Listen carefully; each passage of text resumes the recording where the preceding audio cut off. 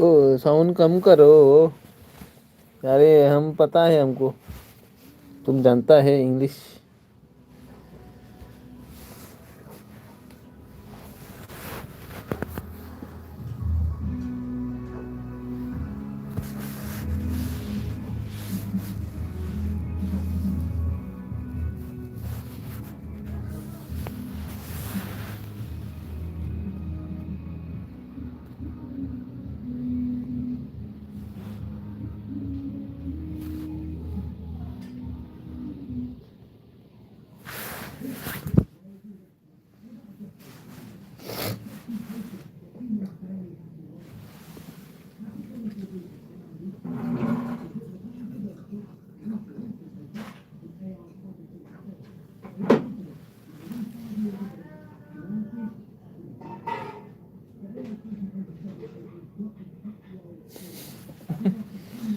이 버전은 빨리 뭐 아주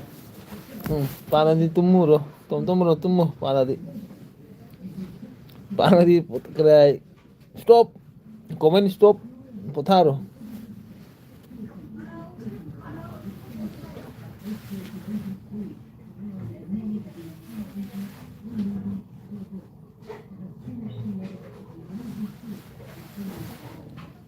신두리 sei 타 타리 에이 따리 응 따라 난 그래 난 potaro 따라 tumo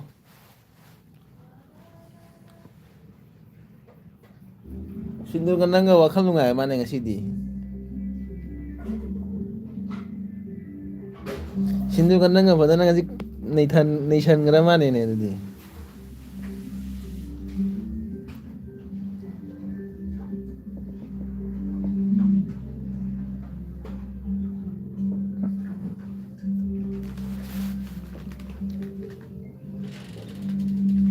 nga khai ge khai mi lei te khai ba mi lei chu lei te kana ga khai di kana lai chi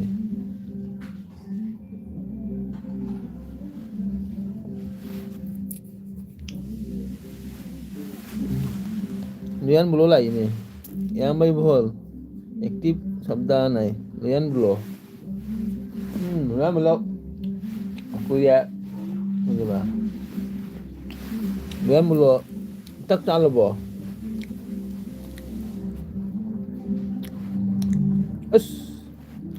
nang on khang na lai ne taro nang on khang ni do nang on khang na lai ne taro ne ai bu khang bro ga hangi do na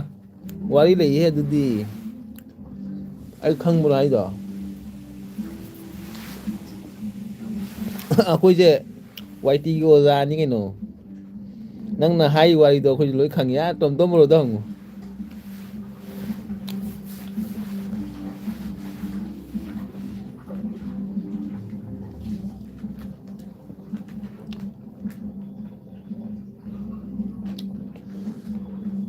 Lian bro ai yo thong ba chai ai nga thong ba chai ai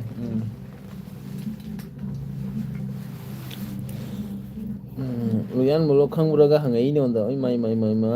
ngarang ngi ngang na YT pai le ga onda Lian bro khang bro hangai ne tori se ai gyan yaw dre tom tom bro Lian bro di ingonda khang bro ai hangwa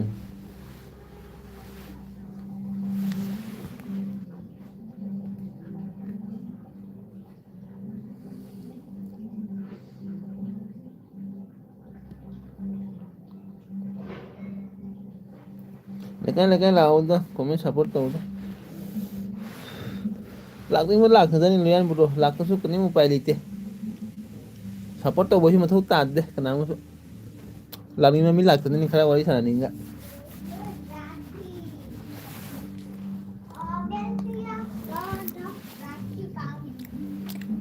lekai support lạc cái nó lạc cái số nhà ni nung sira di lao adu tani này ni ki bài đi support tau bố nó thế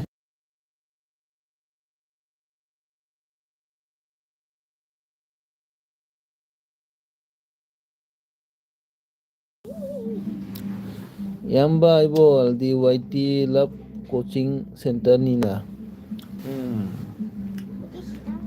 Lab Coaching Center te. मासु अफावबो कराय वाइटी की player नहीं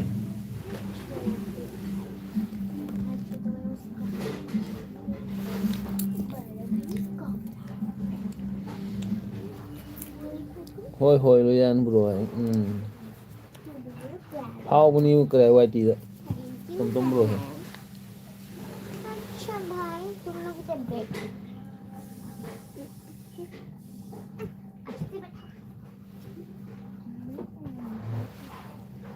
बैठो लोयान bro दिन nungali bo मेरे हाथ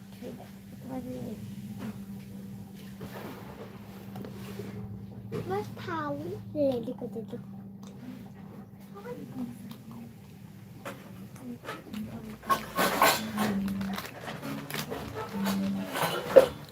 लोयान bro जाएगी एलविदा याम कोई मतुंग दा लाइल ने तुम ब्रो कई बिजे सी नो लोयान ब्रो से याम कोई मतुंग दा एलविदा लाई कई बिजे सी नो लोयान ब्रो नयाम्बदी रूप यामी को वाइटी दा मीना खंगदे बै वातनी नहीं बनी है तुम ब्रो तुम्हारा वाइटी दा करे मी फंगोय फागी तौबदा जा तौबदा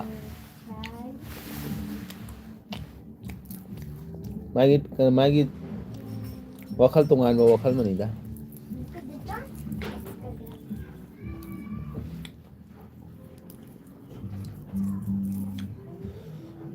मा हंदंग मरा खरा वाइटी दा उदे मा एलबी दा उदे हंदंग मरा से खंदे कई दिन बिजी हुई है कहीं खंदे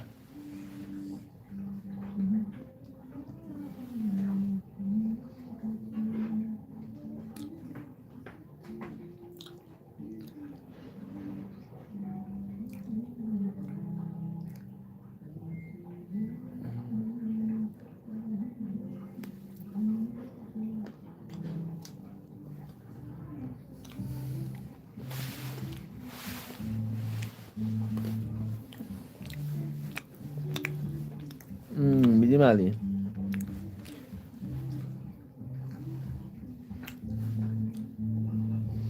हनान उदे की एलबी दा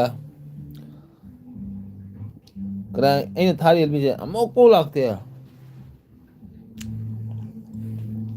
मरम दी माना एक चैनल से करे सब्सक्राइब तो उबरा तो उधर खंदे अदु माइगे चैनल अमुक तंग दी लामी को अदु दुई खंगी को तई दी मा लाखो देखो अदु मरम दी माना कराय वाइटी नुसीबा तो तोंगान कराय कनो ले रंगोनी दा अखोय जो उदबा ने खंदे अखोय की करे नोटी लागते खंदे मा आई उदे मन कराय कनो तो सरानु दो जो कली दा नौना हांगो वाइटी नीना तो सनु दा दा तो सनु दा मोई की कराय वाइटी मोई की वाइटी तो कराय माई पाक पोरो सनु दा करीम का आई दा तो कई दो दिन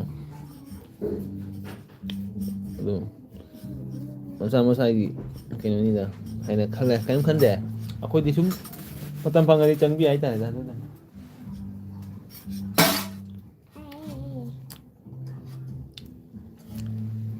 सिंदुना चारी हाय मिते नुंदा करी चारे हाय मिते नुंदा कई जांग नु तुम रोगी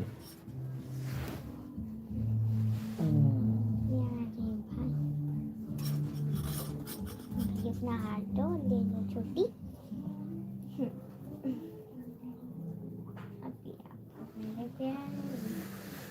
सिंदुना चारी हाय मिते नुंदा वो किधर मसा को दे कोई ले उधर सुबह हो गया बस लेता ही था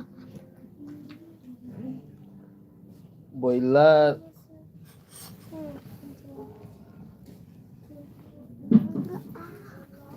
करी बॉयलर फ्रिस्की ओ बॉयलर फ्रिस्की बॉयलर दो अच्छा जब इसमें कल तो रक्षाबंधन बॉयलर फ्रिस्की चिकन थांगवानी ने एलर्जी की रहा अभी अकेला हम लोग बस साल पास अभी तो प्रैक्टिस नहीं रहे चिकन मार 10 को lakh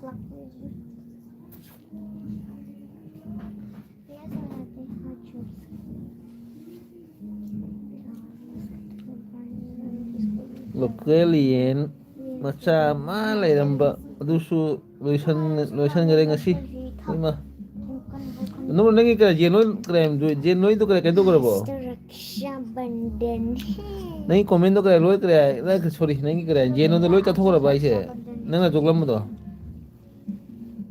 ai comment pa de pai se dina loyan bro nangi comment de usu de noti phangde lakte ko bro rjyt video englei ba uboni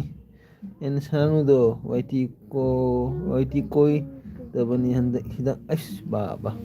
mono bai da manda koi dire noi chi sananu do nangi chi sananu do kra yt ki mono bai di koi dire ra ba noti lakte do di mai masai gi wari ni do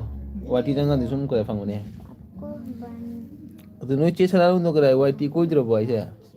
faine masai gi kra masai da khalla ga kra lb tham do rai se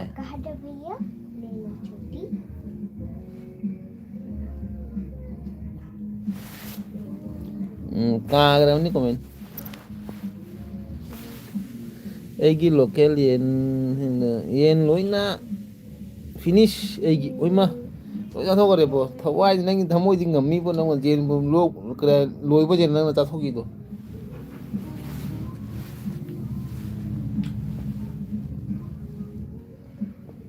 sana do monu oi bo di ki kare koi dra bai se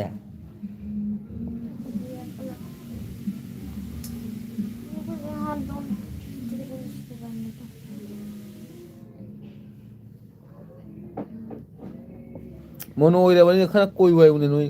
che sananu do nate handang moi yung video iba personal magi o lb thaba di wi ne ngarang lb thaba tharam mane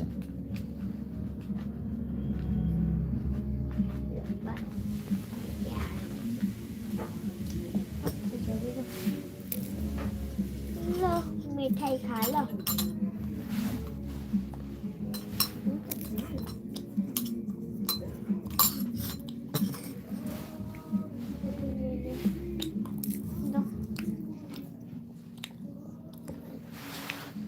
lb only 1 hours kata thabani o adu ni 1 hours thaba do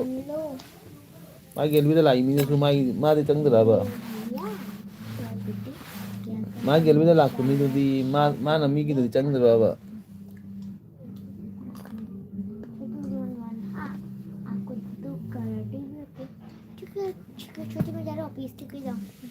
aje bro sari ro kimchi kimchi sari दो लगाई थी मैं आपके लिए भैया के लिए नहीं हाँ कोई डरी aje bro handak kra kan kra sorry tondo bro handak sing ni bo bara sing je pura sok sare bo anu mo tai la ko je kra khang de kra sok sare khang henga kom song nan ti gi du ko mi loi cha khara ni gwa ti loi khali ga ni khang de pura sok sare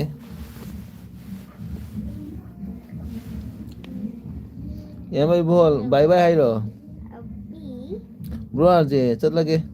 matam se yaad re saw yaade warau bo yaade loyan bolo ka warau de noi so wonda warau nu noi gelbi lakte na warau su warau ka no ai ju kana ma warau de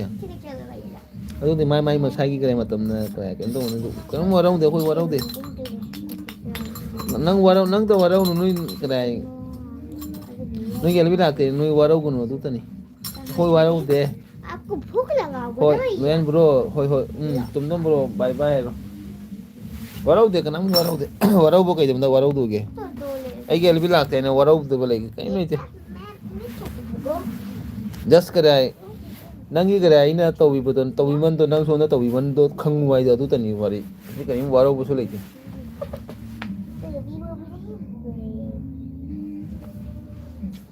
आपके हाथ में तो होगा ही नहीं छोड़ो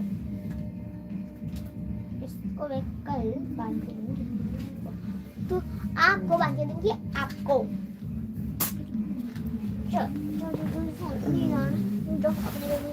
Kari mathel aje bro. Mathel dia hawai thongba. देखो जेरूम Jerum thongi. Bedegi jerum purakani. Ma jerum chaningi ai.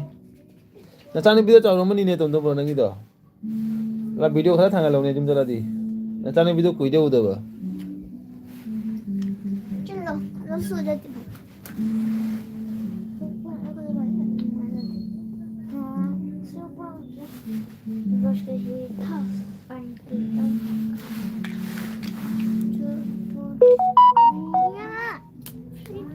Adabro nang ga ai ga se YT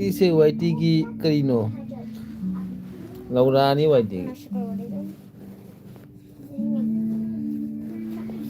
mawa laudre YT ga mi da ga ya koina mi da koina cham akrai 24 hours support tawlo ga adu tawlo ga last ta Meena करे उसितबा मीना करे मसागी करे खनबा अदुगुम्बा अखोइजे खनदबा मीजे अखोइजे ए कइमा तदु खनदरे तंदम अदुगी दम त मा लौदरे आइजे आई गेल भी लागत सु कइ मा लौदरे आई मा खनले और आप लोग वेलकम खाए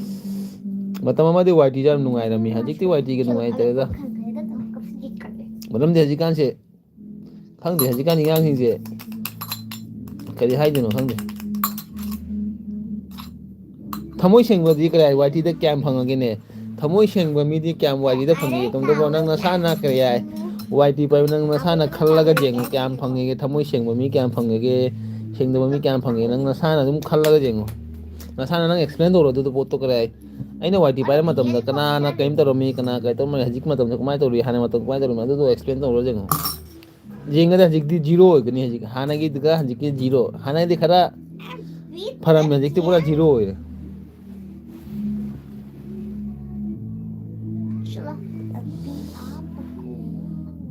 Hoi,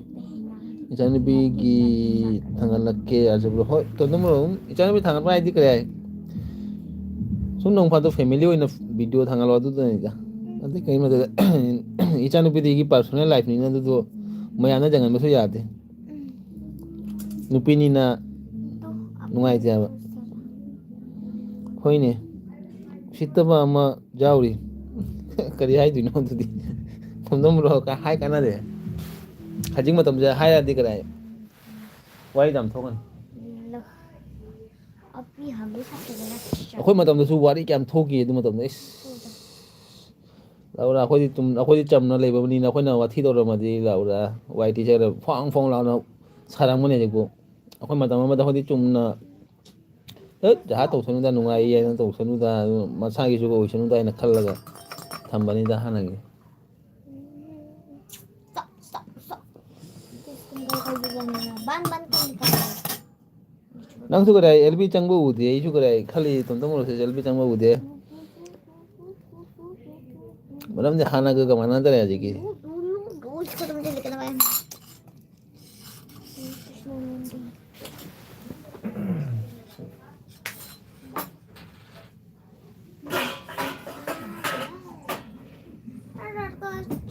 चलो बेटा रात चलो भैया रात का खाना खा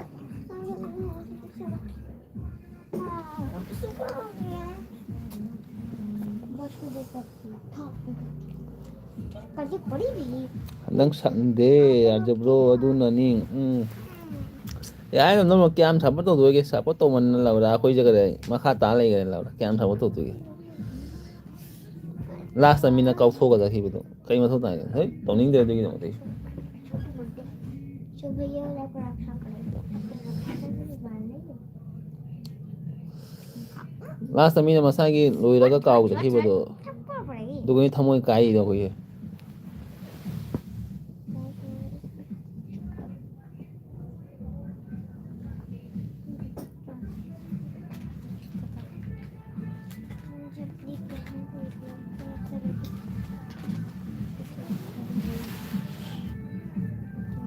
sama terga mina usita ba ma jauri ne aduni tom roi di phangna la bani na khang la bani na adu do wa su ngang de kai da ngang di ngang kai kan la ge social media to ma ngang adu kana de isagi pawa isagi talent na jangan laga lore इसको मैं आपको छोड़ने के लिए बोला था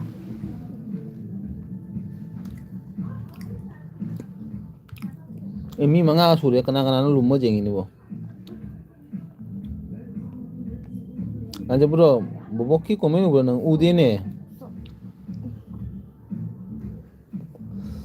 Bố bố lạc bro. Khang người ta bố bố cơ cái cuối đấy hồi đó. Ấy chứ bố bố kia comment ưu thế. Bố bố comment ưu thế. Chanu lại he. Chanu lại chanu.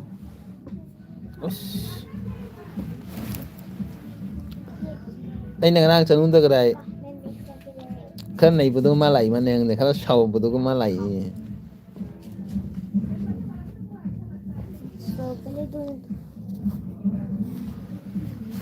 Nuôi chanu. Bố bố lại. Ingon da WhatsApp ta torogli.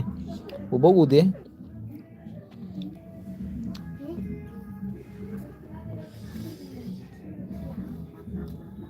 Ude bố ude khang de mai blog rồi ba cái nó khang de ude chanu ai na ko le tom bro na chanu di kari kmc kari comment height oi ramani dumai oram ba jai ai xem ba to xem ba ngam dre da tali da wati ka chang ning dre xem ba khot ba ngam chang de tali mai do blog le ramani chanu lo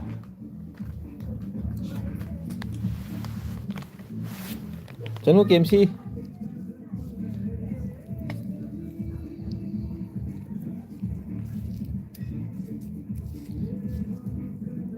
chanu ja khoi lui lak ta bani jam phatte chanu si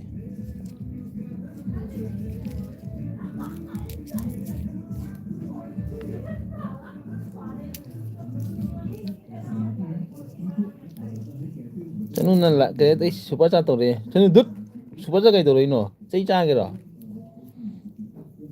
super cha kai to re no torokanu chanu torokanu fatte du gumma torokanu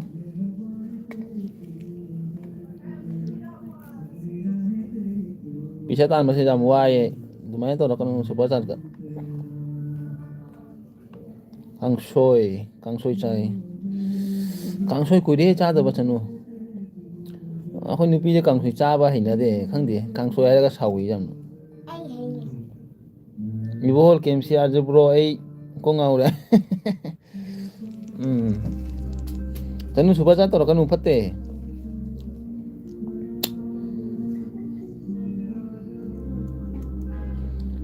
chanu nuôi dùng super cha toroi nuôi dùng ne chanu super cha to nasagi talent na nasagi kare dollar talo tu na khoi di base ni super cha to na ai gi kare kani moi tu na te yam dabi shum yeng bani yeng su kare torokanu ai ni na maram di kare ai super cha to ba sai ji jam sau ni ngai ta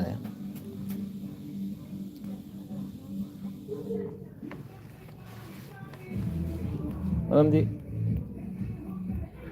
super chan na khoi yt se kare hing tu na te ba view la ga ni yt se kare dollar lak tu tumra chanu adu ni da view la ga nong phadok to ba super cha to ba mana nuti gi super cha to ga gi dollar phang bu tu na ai gi kare sakhe du na te yt se maram di view ma tho tai social media se mina jenga ga mai video se nungai kholi adu to wi mai to wi mai video se nungai duga view la ga ni na mina phau ri he akhone super cha ting pit lau ta ga adu na hoi gi kanim kana de ba ai di kare ja na to ro nu nang to ro kera ibol to ro kera ja to nu ai di super cha pam de ai di kare manam gi ai di kare view pa mi hai ta re video pha ba ma tho tai adu ge sau ri ni ma yam na super cha pisa na mangala kai kan na ge yt na phang du be pisa do khon na kai kana de ge du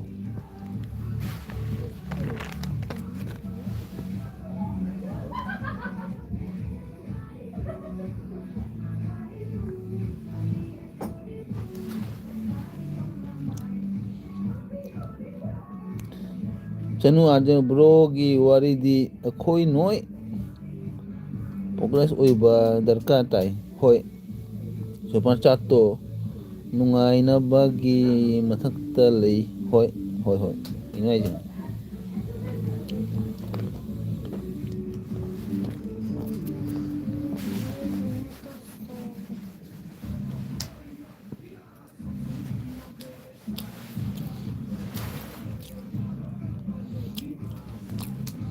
ꯀꯩꯅꯣ ꯑꯥꯔꯖꯦ ꯕ꯭ꯔꯣꯒꯤ ꯋꯥꯔꯤꯗꯤ ꯑꯩꯈꯣꯏ ꯅꯣꯏ progress ꯑꯣꯏꯕ ꯗꯔꯀꯥꯔ ꯇꯥꯏ. ꯐꯨꯜ stop. ꯍꯣꯏ, super ꯆꯥꯠꯇꯣ ꯅꯨꯡꯉꯥꯏꯅꯕꯒꯤ ꯃꯊꯛꯇ ꯂꯩ. ꯍꯣꯏ ꯍꯣꯏ ꯑꯗꯨꯅꯤ ꯃꯔꯝꯗꯤ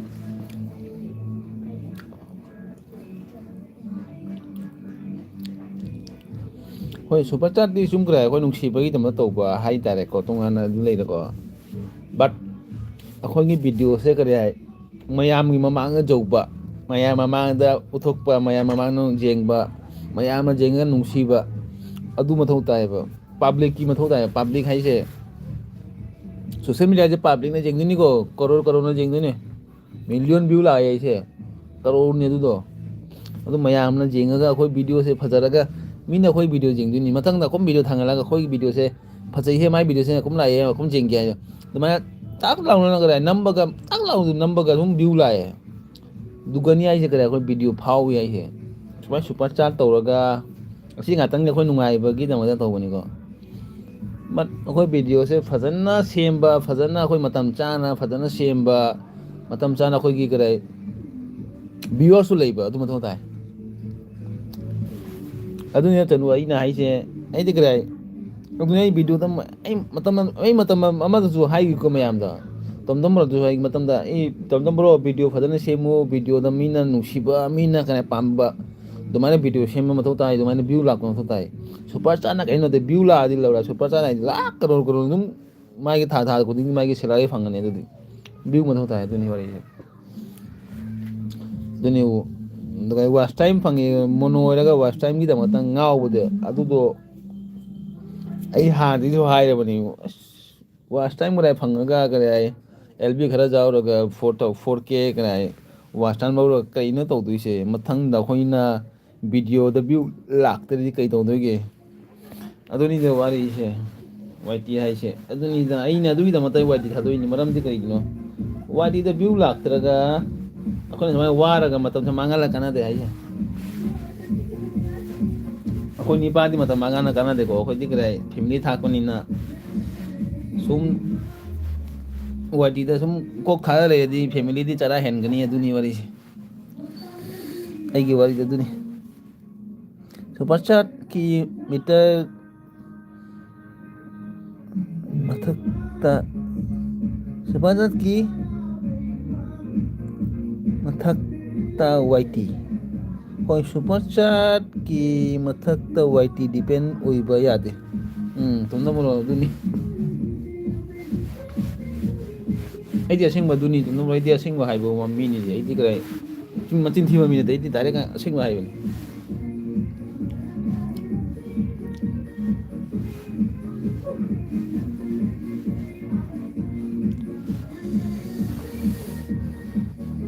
ꯁꯨꯄꯔ ꯆꯥꯠ ꯃꯤ ꯀꯌꯥꯅ ꯁꯨꯄꯔ ꯆꯥꯠ ꯇꯧꯔꯛꯀꯅꯤꯅꯦ? ꯃꯤ 4-5 ꯇꯧꯔꯛꯅꯤꯅꯦ. ꯅꯪꯒꯤ ꯁꯨꯄꯔ ꯆꯥꯠ ꯇꯧꯔꯒ ꯅꯪꯒꯤ ꯗꯣꯂꯔꯗꯨ ꯀꯩꯅꯣ ꯑꯣꯏꯒꯗ꯭ꯔꯣ? 100K ꯐꯥꯒꯗ꯭ꯔꯣ ꯗꯣꯂꯔꯗꯣ? 100 ꯗꯣꯂꯔ ꯐꯥꯒꯗ꯭ꯔꯕ? ꯑꯗꯨꯅꯤꯗ.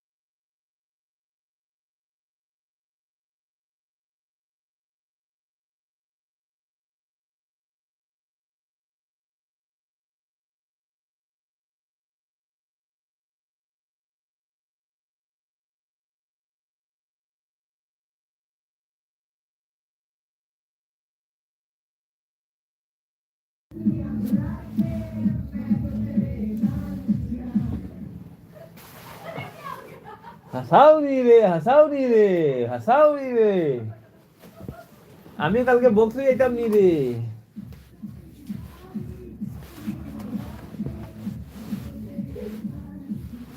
Chưa cái đấy cũng rồi kìa. Mau gì mà. 저놈도 저거래 말이네 저놈도 그래 저놈도 상황 저기네 게 누군데 하람수 바이 하람 되지 야무다버니 좀 맹버니 저놈도 까이 망가요 저놈 바이 하람 돼 तुम तो बड़ा लोचला सी मोबाइल चार्ज आओ तेरे ना तुम को गाव बनी ना खांगे तुम लोचला गेल बीच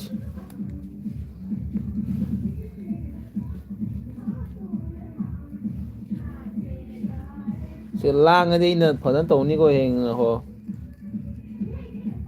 मसागी सीता मसा जुंग तौ होय सिको बड़ा दे लई से खरा करी हायनी मसागीदा खंगी मिगी खंग बा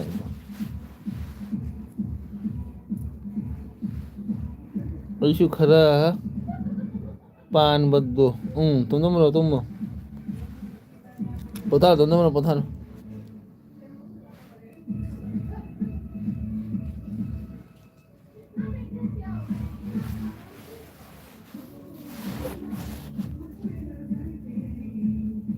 Chứ là mobile charge giao thế chứ là cái thay nó mang cái thay nó tụi mình chắc hơi hai chú hai em chắc hơi cái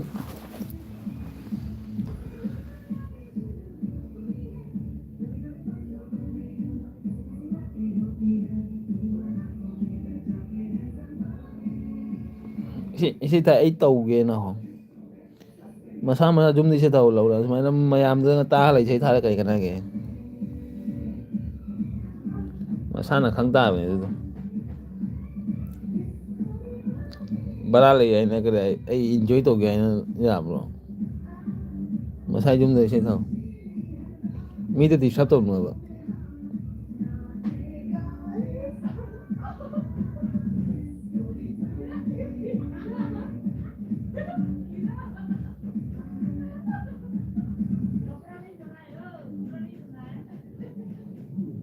अपना गली में अपना शेर होता है घर में शेर होता है घर में काम करो दूसरा को डिस्टर्ब मत करो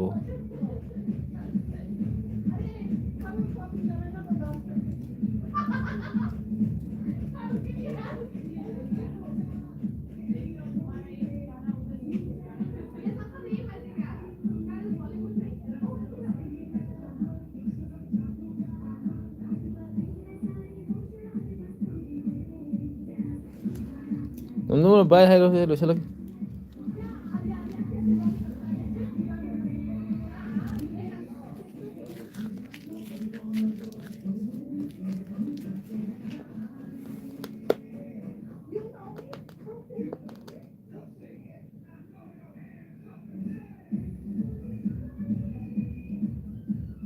गान मारना ने साला